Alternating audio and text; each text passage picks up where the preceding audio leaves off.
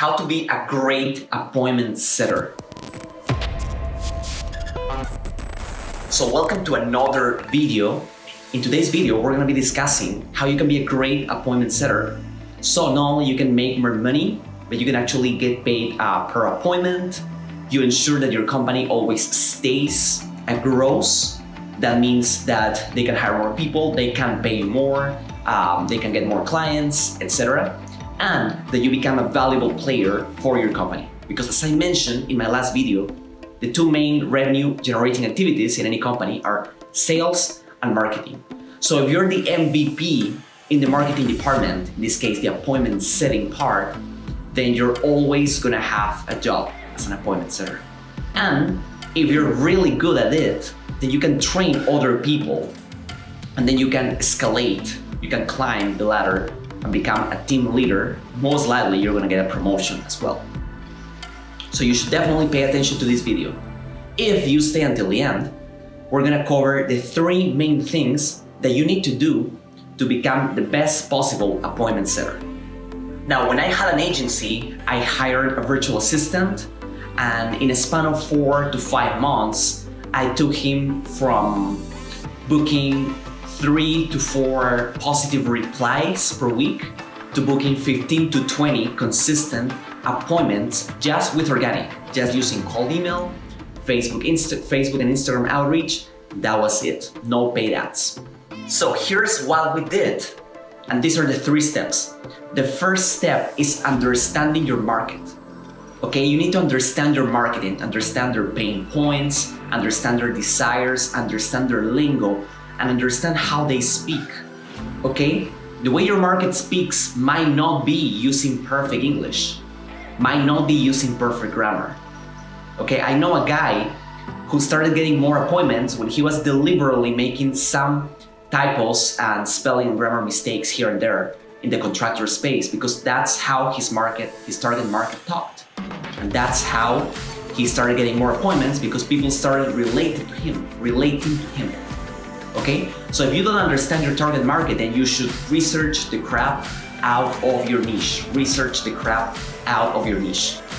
The second step you need to do is doubling down on what works. So most likely, if you're an appointment setter, you're gonna be giving a quota, right? Maybe you need to send XYZ number of cold emails, XYZ number of Facebook messages, XYZ number of cold texts, XYZ number of Instagram messages. However, at the end of the day, you are judged not just on your inputs, but on how many appointments you set. So you need to be constantly testing different scripts, different messaging, the base, and you need to start taking notes of what works and then doubling down on what works. Not just related to the channel, but related to the messaging. So let's say that cold texting is fading away in your niche. It's not working very well anymore. On the other hand, Instagram DMs are working great. So you should definitely maybe kill the cold text and double down on the Instagram DMs. The next side of the equation is the messaging. Okay, so let's say you're using a script, which by the way, you should never use a cookie cutter script, you should make it your own. For example, when I was training my virtual assistant, my appointment setter from the Philippines, what we did is we documented the best 10 appointment set, how we set up the best 10 appointments, like where we said, hey, we did it, we set up an appointment, and this took less than 5 minutes. So we pretty much documented in the screenshots what the messages said, what questions we asked, okay, how many questions we were asking before asking for the sale. And we never asked for the sale in the conversation, by the way. We asked for an appointment. We asked for a strategy session. We never say it's gonna be a sales call, right? We call it strategy session, a discovery call to understand each other's business better, etc.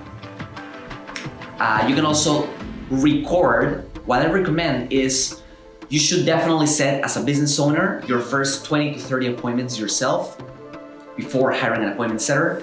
So you should record yourself doing it and then check out your best appointments. Check out how do you generate your best appointments, what words, what phrases do you use, and then that you're gonna give that to your virtual assistant or appointment setter. If you are the appointment setter, then you might have that already available at hand. If you don't have, it's gonna be your responsibility to create, to document the best processes. And the third thing, okay, the third thing that's gonna bring me to the third point is document everything and write SOPs for everything. So this is how you can document what is working, okay? In the point number 2, I said double down on what works.